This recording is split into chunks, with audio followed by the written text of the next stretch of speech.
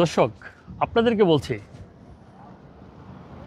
Actually কি বলবো, ভাষা নাই।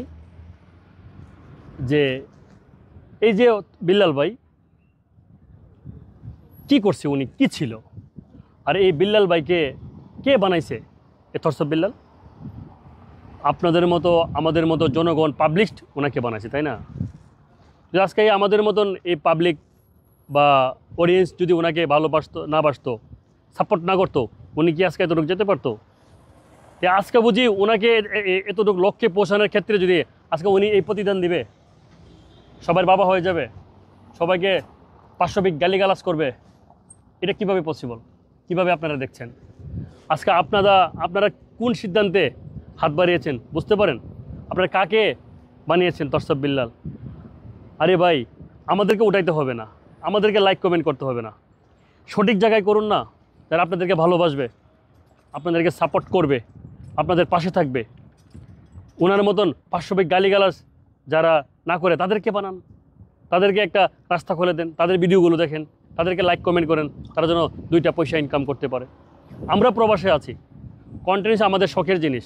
আমরা থরসব বিল্লালের মতন কন্টেন্টটাকে বেছে নিয়েছি না, ব্যবসা হিসেবে বেছে নিয়েছি না। থরসব বিল্লাল কন্টেন্ট ছাড়া চলতে পারবে জীবনে? কোনো দিন চলতে পারবে না, কিচ্ছু করতে পারবে না। আজকে শার্ট বিক্রি করবে, বই বিক্রি করবে, ই করেই চলতে হবে। আমাদের শার্ট বই বিক্রি করতে হবে না, আমরা কাজের জায়গা আছে, আমরা চলতে পারি বা চলতে পারবো। উনি এই কন্টেন্ট ছাড়া কিছুই করতে পারবে না, এক মুঠ ভাতও খেতে পারবে না। উনি আবার বড় বড় কথা ফুটানি, জোয়েল ভাইকে বলে এমুক তেমুক। আরে ভাই, এটা কোন ধরনের বুঝতেছি না। আসলে আমরা কি বোকার রাজ্যে বসবাস করতেছি? আপনারা কোথায় পড়ে আছেন, আমরা কোথায় পড়ে আছি? দর্শক, আপনারা যা কিছু করেন চিন্তা ভাবনা করে করবেন। ওনাদেরকে আমি আমার ব্যক্তিগত মতামত থেকে বলছি, ওনাদেরকে সাপোর্ট না করাই ভালো। যারা আমাদেরকে অডিয়েন্সকে নিয়ে যারা সমালোচনা করবে, যাতে পাশবিক গালিগালাজ করবে। ভাই, এই যে একটা কথা আছে না, যে খালি গুলছি বাজে বেশি, বড়া গুলছি বাজে না।